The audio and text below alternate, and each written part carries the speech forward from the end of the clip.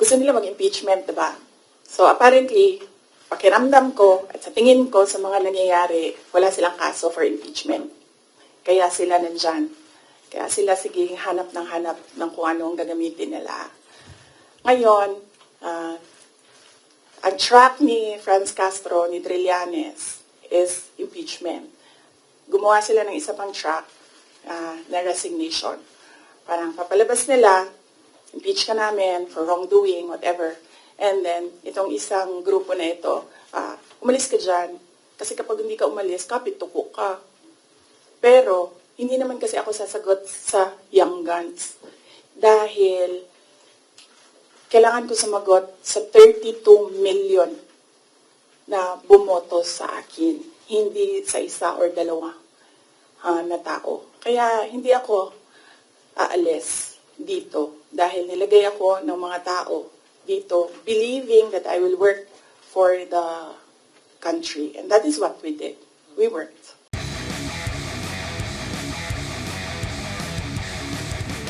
Nasabi na po namin doon sa opening statement ko kung ano yung sa tingin ko ginagawa ng House of Representatives. And lahat naman sa mga sinabi ko, meron kaming basihan. At sinabi ko doon na what they're trying to do is they're trying to make a case for impeachment. Kasi last year pa yan nila gusto talagang gawin. They're trying to make a case for impeachment. Dahil wala silang ebidensya, ang ginagawa nila, nag-fishing sila dito sa mga tanong sa loob. Kung maririnig nyo, di ba mali? Di ba mali? Ginagano nila yung sumasagot na COA resource person. And of course, ano lang ba ang rank and file? Siyempre, congressman yung kaharap mo. Di sasabihin mo, oo po, may mali. When in fact, ilang beses na kami sumagot, we are fully cooperating with the audit process and we are answering and filing our comments in all the cases before the Supreme Court. In fact, kung mag-file pa sila ng kaso pa, sasagutin namin yan sa korte. Pero hindi doon. Kasi kung gusto nila mag-impeach, huwag nila kunin sa akin sa mga bias na tanong nila sa akin ang gagawin nilang impeachment. Kanina, sa tanong mo kung a-attend pa ba ako, we take it one hearing at a time. So, when we receive an invitation, we study. Una-una, pinapadala siya sa legal, pinag-aaralan namin, dinidiscuss namin dito sa opisina with the personnel. And then, tinatanong namin yung mga personnel. Like in the case of this invitation, nakapangalan na sila doon and hindi na pwede ang authorized representatives. So we sit down with them and we ask them, ano ba ang gusto mong gawin? So depende sa sagot, yun ang sinusuportahan namin. Ako as head of agency, sinusuportahan ko kung ano yung gusto. Right now, walang gustong pumunta doon sa kanila.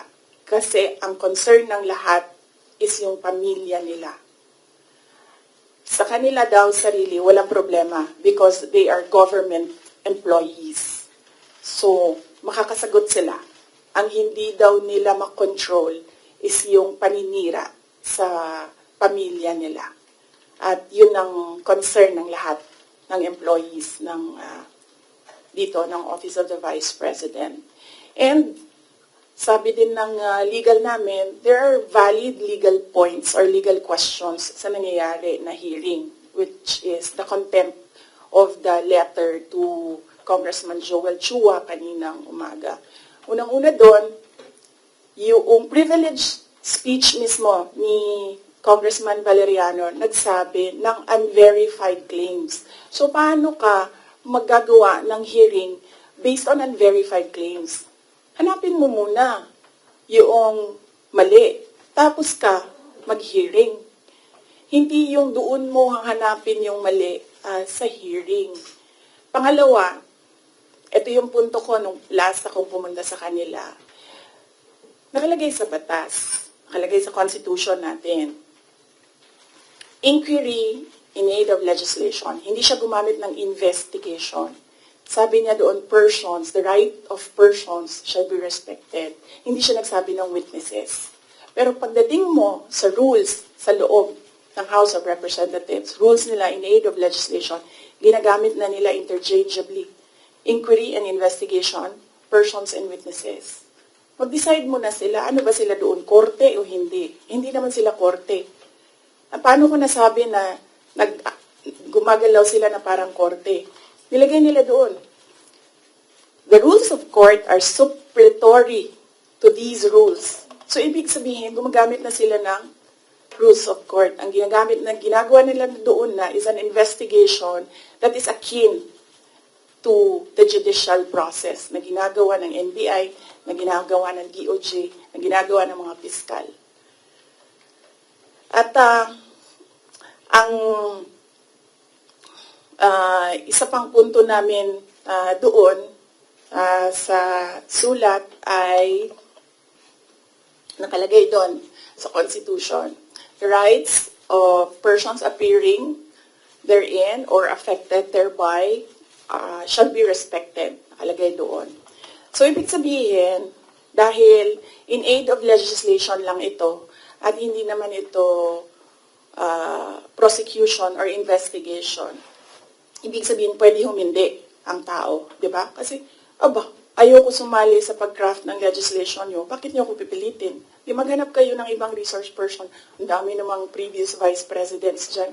Napakalapit ni former President Gloria Arroyo sa kanila. Yun ang tawagin nila, gawin nilang resource person kung meron talaga silang batas na ginagawa about sa Office of the Vice President. And then ang huli nun is sub judice. Ang daming questions nila na kaparte ng 3 cases na final sa Supreme Court na dapat hindi pinag-uusapan sa labas ng korte. At yung huli, sinabi namin paulit-ulit, nandun kami sa loob ng Commission on Audit.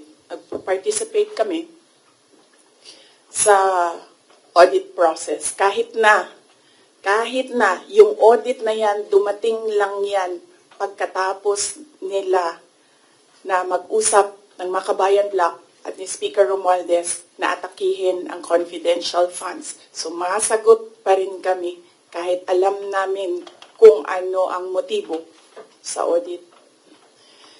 So, yes. Anong tanong mo, sir? Kalimutan ko. Yun lang po. Yes, sir. Next. Out of security concern na naman ng ibang OVP officials and employees kung bakit na rin hindi, you prefer not to go to the inquiry sa House? Security, physical security nila, personal, wala naman kaming problema sa security. Wala akong narinig na gano'n, na comment galing sa kanila. Lahat nagko-comment na maawa sila sa mga anak nila. Ma'am, si Congressman Jill Bongalon of the Ako Bicol Party List said na kung hindi naman daw po kayo interested sa trabahong ito, mag-resign na lang daw po kayo. Sabi din po ni Kong David Suarez, Deputy Speaker David Suarez, na most of the congressmen felt na the Vice President, kayo daw po, with all due respect, ma'am, sabi po, mag-resign na lang daw po kayo kasi parang hindi kayo interested sa trabaho, ma'am. Ano po ang inyong masasabi dito sa sinabi ng quote-unquote young guns of the Congress? Actually, kung mapapansin nyo, hindi ako nakikipag-usap sa kanila. Nakikipag-usap lang ako kay Zaldico at kay Martin Romualdez. Pero pagbibigyan kita, Ren? Yes po. Yes, pagbibigyan kita. Gusto nila mag-impeachment, diba? So apparently, pakiramdam ko at sa tingin ko sa mga nangyayari, wala silang kaso for impeachment. Kaya sila nandyan. Kaya sila sige hanap ng kung ano ang gagamitin nila. Ngayon, ang track ni Franz Castro, ni Trillanes, is impeachment. Gumawa sila ng isa pang track na resignation. Parang papalabas nila, impeach ka namin for wrongdoing, whatever. And then, itong isang grupo na ito, umalis ka dyan. Kasi kapag hindi ka umalis, kapit tuko ka. Pero, hindi naman kasi ako sasagot sa young guns. dahil kailangan ko sumagot sa 32 million na bumoto sa akin, hindi sa isa or dalawa na tao. Kaya hindi ako aalis dito dahil nilagay ako ng mga tao dito believing that I will work for the country. And that is what we did. We worked. Good afternoon, ma'am. Regarding your Calaguas trip po, ma'am, can you give any clarification regarding this? Kasi may mga nagsasabi daw po na during or before no House plenary deliberations, nag-beach trip daw po kayo. Doon ako sa Calaguas. Isasagot ko nga sana yun doon sa isang question, no? I visited island barangays, and kung tatanungin niyo ako, ano yung problema?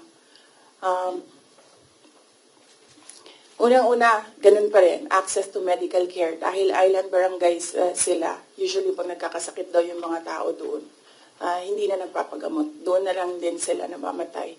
Then pangalawa, internet access.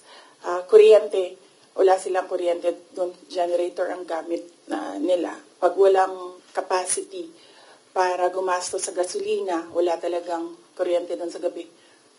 At pangatlo, yung malinis na potable water. Kasi kumukuha lang sila doon sa tiningnan namin. Kumukuha lang sila doon sa parang tubod gani. Spring. Spring. So, yes. I think, nabasa ko naman yung report ng Philippine National Police. Accurate naman, tama yun lahat. Ang report nila. 6:32, was it, na umalis ako doon sa Calaguas. Ng Monday po, ma'am. Ng Monday, yes. 6:32 ng Monday, umalis ako doon. Ang budget hearing started 10 a.m. So, tama din ako. Walang budget hearing na nangyayari at 6:32 a.m. Walang congressman magigising ng 6:32 a.m. para magtrabaho. Ang gumagawa lang ng ganyan ang mga executives na hindi natutulog para magtrabaho. So by the time na nag-hearing sila sa budget, 10 a.m., nandun na kami sa Vinson's poblasyon. Umiikot na kami doon sa iba't iba nilang landmarks sa Vinson's. I'm happy na dahil sa aking pagbisita doon ay na-highlight ang Calaguas Islands. They need more visitors there kasi karamihan sa kanila they depend on tourism na nangyayari lang kapag summer kasi medyo malayo yung boat ride tsaka choppy yung balon. Ano sa'yo? Maalon. Yes. Can you tell us more about your meeting with former Vice President Leni? I did not have permission from Vice President Leni to talk about what we talked about.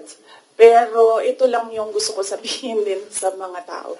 Hindi ba dahil kasi hindi alam ng mga tao or walang picture na lumalabas ay hindi ko ginagawa. Isa sa mga tasks na nilista para sa akin dito sa Office of the Vice President is to visit former Vice Presidents doon sa mga residences nila. Ang una kong nabisita, syempre, hindi alam ng mga tao kasi wala namang lumabas na picture, but mag-excuse lang ako sa family. Binisita ko si former Chafisto Gingona, former Vice President Chafisto Gingona sa bahay nila. So, I was welcomed there by the family. Nakausap din kami ni Sir. And then, next was former Vice President Erap Estrada. Binisita ko din sa bahay niya. Anong purpose ng pagbibisita ko? Nagpapakilala ako sa kanila. Nagsasabi ako na ako yung Vice President. At sinasabihan namin sila as former Vice Presidents, we owe it to them na kung may kailangan sila, susuportahan namin sila, yung opisina ng OVP, and we invite them to lend us memorabilia para sa Office of the Vice President Museum. So binisita ko si former President Erap Estrada sa bahay niya. binisita ko si former Vice President Gloria Macapagal Arroyo sa bahay niya. And then ngayon, I had the opportunity to visit Vice President Robredo sa bahay niya. So dalawa na lang, and I still have 4 years to go. Dalawa na lang ang hindi ko pa nabibisita sa bahay nila. Si former VP Binay and former VP De Castro. Follow-up? Yes, yes. Ma'am, yung comment niyo po doon sa sinabi po ni spokesperson ni Vice President Lenny na si Sir Barry, na feel nila nagamit po sila, nagamit po ninyo sila. Hindi ko na sasagutin si Barry. Kung meron akong sasagutin, dito lang ako sa taas. Si Vice President Lenny, or si President Marcos, or si Zaldico, or si Martin Romualdez. Yeah. For clarification, ma'am, yung meeting with Vice President Lenny, was it planned po or hindi planado yung pagpunta po natin doon? Di ko na sasagutin yung details kasi I understand hindi din nagsasabi ng detalye si VP Len. Pero i-confirm ko na nandun ako sa bahay niya. Follow-up. MC. Can you confirm that, the camp of former Vice President Lenny said na it was more on personal, nothing political naman daw. Can you confirm na it was more on personal conversation lang yung nangyari and nothing political? Siguro, no, as she's more senior than me kasi nauna siyang maging Vice President sa akin. Kung meron mang dapat magsalita, siguro dapat si Vice President Lenny yun kasi bahay niya yun and siya yung pinisita.